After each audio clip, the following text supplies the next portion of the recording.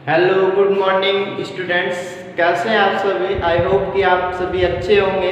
हमारी जो YouTube channel पर वीडियो लगातार जो अपलोड की जा रही है उनको डेली की डेली रूटीन से आप पढ़ रहे होंगे, आपकी फेयर कॉपी भी बना रहे होंगे। तो आप ऐसे ही पढ़ते चलिए, है ना। और कमेंट्स आप दीजिए। कमेंट्स तब तक नहीं देंगे तब तक हमको पता नहीं चलेगा कि आपकी प्रॉब्लम्स क्या है ना। अगर आप कमेंट्स देंगे तो हम आपकी प्रॉब्लम्स का सॉल्यूशन देने का पूरा प्रयास करेंगे, ठीक है। अब स्टार्ट करते हैं आज का टॉपिक। देखो, मैं रक्त चल रहा था, रक्त में आज का टॉपिक है रक्त परिसंचरण तंत्र। इससे पहले मैं रक्त समूह को भी एक्सप्लेन कर चुका हूँ कि रक्त समूह होता क्या है, कितने टाइप का होता है ना। ये सभी मैं आपको बता चुका हूँ। आज हम स्टडी करेंगे, अध्ययन करेंगे रक्त परिसंचरण तंत्र के बारे में कि ये पूरा का पूरा रक्त परिसंचरण तंत्र होता क्या है। इसी के अंदर पढ़ेंगे कि हृदय क्या होता है, हृदय कैसे काम करता है, हृदय से रक्त कैसे अंगों तक पहुंचता है और क्या है पूरा सिस्टम। देखो, ध्यान से देखना है ना। चलो स्टार्ट करते हैं। पहले तो आपको देखना है कि ये रक्त परिसंचरण तंत्र होता क्या है। What is definition of blood circulatory system, यानी रक्त परिसंचरण तंत्र की परिभाषा होती क्या है। ठीक है, देखिए भाई कि हमारा जो ब्लड होता है, पहले ही बता चुका हूँ, मनुष्य के शरीर के अंदर प्रत्येक ऑर्गन्स, प्रत्येक अंग तक कनेक्ट होता है। हमारा रक्त प्रत्येक अंग से होकर गुजरता है, ठीक है। तो रक्त के अंदर बहुत सारे पदार्थ होते हैं, जैसे उत्सर्जी पदार्थ के रूप में यूरिया, अमोनिया होता है ना। और पोषक तत्वों के रूप में विटामिन होती हैं, कार्बोहाइड्रेट होता है ना। और गैसेस के रूप में ऑक्सीजन होती है, CO2 होती है, कभी कभी कार्बन मोनोऑक्साइड भी होती है। तो ये सभी चीज़ों का वहन करता है हमारा रक्त। हार्मोन्स, एंजाइम, इन सभी चीज़ों को ट्रांसपोर्ट करने का काम करता है, ठीक है। तो ये तंत्र यही है कि रक्त द्वारा विभिन्न अंगों तक पोषक तत्वों को, आपके उत्सर्जी पदार्थों को, हार्मोन्स या एंजाइम को आदि को ट्रांसफर करने का जो पूरा का पूरा तंत्र है, सिस्टम है, उसे बोलते हैं हम रक्त परिसंचरण तंत्र। मैं लिख देता हूं यहाँ पर डेफिनेशन, यानी परिभाषा आप नोट कर लेना कि मनुष्य के शरीर में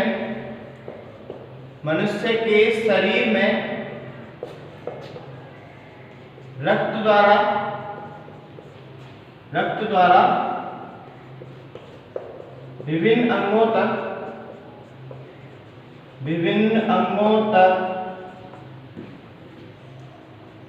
उत्सर्जी पदार्थ, हार्मोन्स, गैसों आदि का परिवहन करना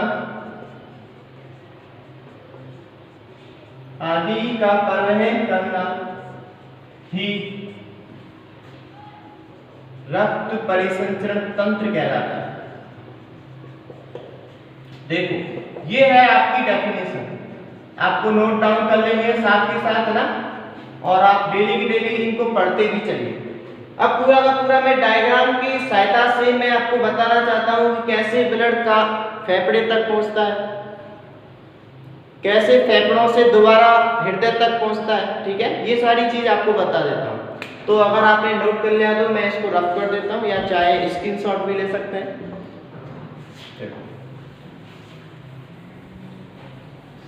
अब देखो तुम ध्यान से, मैं आपको बताने वाला हूँ कि हृदय क्या होता है।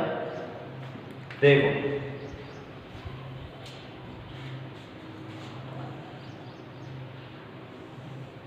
ये मान के चलिए एक हृदय का स्ट्रक्चर, ठीक है। हमारे हृदय के अंदर 4 कोष्ठक होते हैं। कितने होते हैं? 4 कोष्ठक, यानी 1 2 3 4, यानी हमारे हार्ट यानी हृदय के अंदर 4 चैम्बर होते हैं, ठीक है। आपको याद रखना है। इनमें से 2 तो भाई आलिंद होते हैं और 2 निलय होते हैं, यानी ऊपर वाले आलिंद होते हैं, नीचे वाले क्या होते हैं? निलय होते हैं। देखो, 2 ही तो साइड हैं, एक तो बायां और एक दायां। तो इधर वाला कौन सा आलिंद हो जाएगा? बायां आलिंद। इधर वाला कौन सा आलिंद हो जाएगा? दायां आलिंद। इधर वाला कौन सा निलय हो जाएगा? बायां निलय। इधर वाला कौन सा निलय हो जाएगा? दायां निलय। यानी हमारे हृदय में 4 चैम्बर होते हैं, 4 कष्टक होते हैं। उन चारों के नाम आपको बता दिए कि बायां आलिंद होता है, दायां आलिंद होता है, 2 निलय होते हैं। ठीक है, टोटल कितने हो गए? 4। अब एक चीज और यहाँ पर आप सोचना है, बना के मैं बता देता हूँ कि हमारे शरीर के अंदर 2 टाइप के ब्लड होते हैं। कितने टाइप के होते हैं भैया? 2 टाइप के ब्लड होते हैं। एक तो होता है शुद्ध रक्त, शुद्ध रक्त यानी ऑक्सीजनेटेड ब्लड होता है, जिसमें ऑक्सीजन होती है, उस ब्लड को बोलते हैं प्योर ब्लड। यानी जिस रक्त में क्या हो? ऑक्सीजन हो, उसे हम क्या बोलेंगे? शुद्ध रक्त। ठीक है, बात करते हैं अशुद्ध रक्त की, जिसे बोलते हैं डीऑक्सीजनेटेड ब्लड बोल सकते हैं, जिसमें O2 ना हो। तो फिर O2 नहीं होगी, क्या होगा? CO2 होगा। दो ही तो गैसें जाती है मुख्य रूप से हमारे शरीर के अंदर, एक तो ऑक्सीजन और एक CO2। यानी हमारे रक्त में यदि ऑक्सीजन होगी तो वो प्योर ब्लड होगा, और हमारे रक्त में यदि CO2 होगी तो वो कैसा होगा? इम्प्योर ब्लड होगा, यानी अशुद्ध रक्त होगा। ठीक है, अब देखो एक चीज और बताओ तुम मुझे, अगर आपसे कोई भी क्वेश्चन पूछ ले कि भाई ये बताइए कि हमारे शरीर के अंदर हमारा जो ब्लड होता है वो शुद्ध कहाँ पे होता है? यानी हमारे शरीर के अंदर जो ब्लड होता है वो शुद्ध कहाँ पे होता है? तो आपको जवाब देना है फेफड़ों के अंदर होता है। जो हमारे लंग्स होते हैं, फेफड़े होते हैं, वहां पर जाकर हमारा ब्लड क्या होता है? प्योर होता है, यानी प्यूरिफिकेशन उसका कहाँ पर होता है? फेफड़ों के अंदर। यानी हमारे ब्लड का शुद्धिकरण कहाँ पर होता है? फेफड़ों पर। मैं यहाँ पर एक फेफड़े बना देता हूँ, ठीक है? देखो मान के चलिए ये मैंने आपको लंग्स बना दिया, फेफड़े। तो अब आपको देखना है कि यहाँ से ब्लड कैसे यहाँ तक पहुंचेगा और कैसे यहाँ से फिर दोबारा यहाँ तक पहुंचेगा और फिर यहाँ से कहाँ जाएगा और फिर वहां से कहाँ आएगा। ये सारा सिस्टम आपको देखना है, ठीक है? डोंट वरी, आप अगर ढंग से अगर पढ़ रहे होंगे और आप देख रहे होंगे इस वीडियो को तो 1% भी टेंशन नहीं लेनी है, क्योंकि आपको फुल समझ में आएगा। ठीक है, देखो भाई, यहाँ से यहाँ रक्त ऐसे ही तो आ नहीं जाएगा कि भैया हृदय ने रक्त ढकेल दिया जा फेफड़े के पास, ऐसा नहीं होगा। वो किसी न किसी नलिकाओं के माध्यम से आएगा, नली के माध्यम से आएगा, है ना? तो रक्त नलिकाओं के माध्यम से आता है हमारा रक्त जो होता है। तभी तो हम रक्त परिसंचरण तंत्र के अंदर 3 अंगों का अध्ययन करते हैं। एक तो हमारा रक्त हो गया, ठीक है, एक हमारा हृदय हो गया, और एक क्या हो गया? रक्त नलिकाएं हो गई, धमनी सिरा जिनको बोलते हैं। ठीक है, ठीक है भाई। अब यहाँ पर बात कर लेते हैं कि इधर वाले हिस्से में, यानी ये सेप्टम है, सेप्टम से इधर वाला हिस्सा बाईं तरफ, इधर वाले हिस्से में हमेशा कैसा ब्लड होता है भैया? आपको याद रखना है, कैसा ब्लड होता है? शुद्ध रक्त होता है। और इधर वाले हिस्से में अशुद्ध रक्त होता है। कैसा रक्त होता है? अशुद्ध रक्त होता है। ठीक है, एक और चीज आप सुनिए कि बाएं आलिंद और बाएं निलय के बीच में ये जो परत दिख रही है आपको हृदय के अंदर, इस परत में 2 दरवाजे की टाइप के बॉल्व लगे होते हैं, जिन्हें हम इंग्लिश में क्या बोलते हैं? बाइकॉस्पिड बॉल्व। हिंदी में आप देख लेना कुछ, है ना, द्विवर्णीय कपाट ऐसे कुछ लिखा होगा, बाइकॉस्पिड बॉल्व। बॉल्व को हिंदी में क्या बोलते हैं? कपाट बोलते हैं। इधर देखो तुम, इन दोनों के बीच में ये होता है ना परत सी, इसमें भी 3 बॉल्व होते हैं। कितने बॉल्व होते हैं? 3 बॉल्व होते हैं, जिन्हें हम बोलते हैं ट्राइकॉस्पिड बॉल्व। क्या बोलते हैं? ट्राइकॉस्पिड बॉल्व बोलते हैं। ट्राई माने कितने? 3 होते हैं। ठीक है, अब देखो तुम, इधर वाले हिस्से में इम्प्योर ब्लड, इधर वाले हिस्से में प्योर। अब देखो आपका जो ब्लड होता है, अशुद्ध ब्लड जो होता है वो प्योर होगा भाई अशुद्ध ब्लड प्योर होने के लिए कहाँ जाएगा? फेफड़ों के पास जाएगा। फेफड़ों के पास कौन लेके जाएगा? इसे लेके जाएगा भाई धमनी। कौन लेके जाएगा? धमनी लेके जाएगी। आप पूछ सकते हैं सर धमनी क्यों लेके जाएगी? सिरा भी तो लेके जा सकती है ना। लेकिन भैया मैं आपको बता देता हूँ कि हृदय से अंगों तक, दोबारा देखो, यदि हृदय से अंगों तक आपका ब्लड जा रहा है तो कौन लेके जाएगा? हमेशा धमनी। और यदि अंगों से दोबारा हृदय तक पहुंच रहा है तो ब्लड को कौन लेके जाएगा? सिरा लेके जाएगा। ठीक है, ये जो धमनी होती है ना, ये शरीर की सबसे बड़ी धमनी होती है। ये जो धमनी होती है ना, वो ऐसी धमनी होती है विशेष टाइप की, अपवाद में बोल सकते हैं। देखो यहाँ पर अशुद्ध रक्त है पूरा का पूरा, ये अशुद्ध रक्त जो है वो इन वाल्वों के द्वारा कहां पर आ जाएगा? इस दाएं निलय में आ जाएगा। ठीक है, ये शुद्ध होने के लिए कहां पर जाएगा?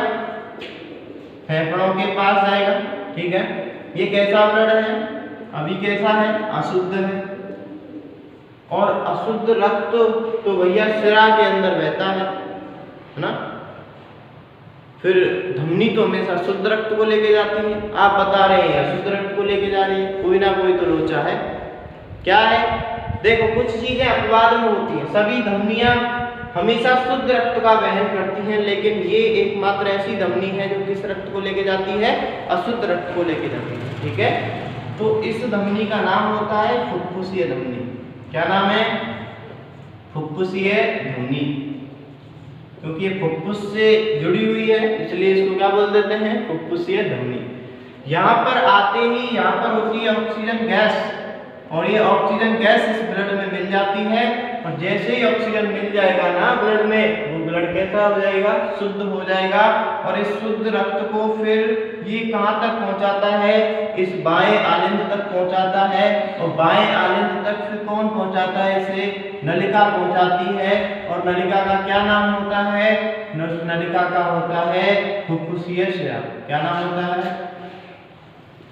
फुफ्फुसीय सिरा होता है। उसका नाम क्या होता है? फुफ्फुसीय सिरा होता है। तो आप भैया समझ तो गए होंगे कि यहाँ ब्लड कैसा आ रहा था? इम्प्योर आ रहा था, अशुद्ध आ रहा था। अभी ऑक्सीजन गैस मिल गई तो ब्लड कैसा हो गया? शुद्ध हो गया। ये जो ब्लड जा रहा है कैसा जा रहा है? ये शुद्ध ब्लड जा रहा है। शुद्ध ब्लड को हमेशा कौन लेके जाता है? धमनी लेके जाती है। लेकिन आप तो सर बता रहे हैं सिरा लेके जा रही है, क्योंकि भैया ये सिरा अपवाद में है। एकमात्र ऐसी सिरा है जो केवल किसको लेके जाती है? शुद्ध रक्त को लेके जाती है। बाकी की अन्य जो सिराएं होती हैं वो हमेशा अशुद्ध रक्त का क्या करती हैं? वहन करती हैं। ठीक है, यहाँ पर अब आपका आ गया शुद्ध रक्त। अब ये हृदय इस ब्लड को शुद्ध करके पहुंचाएगा भैया कहाँ पर? हमारी शरीर में पहुंचाएगा, हमारे शरीर के अंगों या कोशिकाओं तक इस ब्लड को पहुंचाएगा। ठीक है, मान के चलिए यहाँ पर हमारे शरीर की सेल है, कोशिकाएं हैं। ठीक है, और कोशिकाओं को जरूरत है शुद्ध रक्त की, तो फिर इस शुद्ध रक्त को कोशिकाओं तक पहुंचाने के लिए, अंगों तक पहुंचाने के लिए भी तो नलिका की आवश्यकता होगी। और वो इस काम को कौन सी नलिका करती है? अब बताओ तुम मुझे कि हृदय से अंगों तक कौन ले जाएगा? धमनी। ठीक है, और शुद्ध रक्त को कौन ले जाएगा? धमनी। तो ये धमनी हुई ना, लेकिन आपको याद रखना है ये जो धमनी होती है ना, शरीर की सबसे बड़ी धमनी होती है, जिसे हम महाधमनी का नाम देते हैं। क्या देते हैं? महाधमनी, यानी शरीर की सबसे बड़ी धमनी होती है। ठीक है, अब ये जो रक्त है ये कैसा है? शुद्ध है।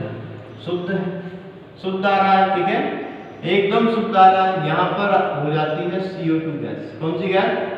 जैसे ही इस रक्त में CO2 गैस मिल गई तो भैया ये रक्त दोबारा से कैसा हो जाएगा?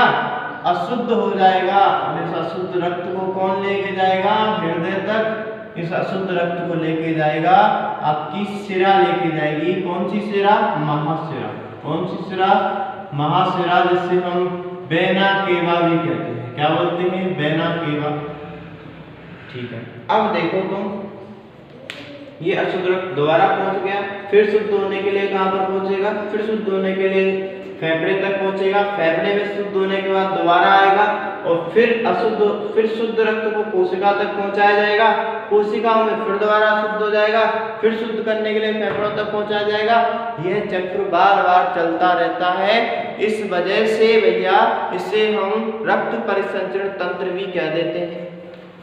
आप पढ़ेंगे इसमें ही आगे कि इसे दोहरा या बंद परिसंचरण तंत्र भी कह देते हैं। क्या बोलते हैं इसे? दोहरा या बंद परिसंचरण तंत्र, है ना। इसे दोहरा या बंद परिसंचरण तंत्र भी कह देते हैं। देखो इसे दोहरा क्यों कहते हैं? क्योंकि हमारे हृदय में रक्त 2 बार आता है। कितनी बार आता है? 2 बार आता है। एक बार तो अशुद्ध रक्त इंटर करता है और एक बार शुद्ध रक्त इंटर करता है। इस वजह से 2 बार ब्लड आने के कारण इसे हम दोहरा परिसंचरण तंत्र कह देते हैं। बात आई समझ में? फिर सर इसे बंद परिसंचरण तंत्र कैसे कहेंगे? देखो क्योंकि हमारे शरीर के अंदर जो रक्त होता है ना बिल्कुल बंद फॉर्म में मूव करता है। समझ में आया?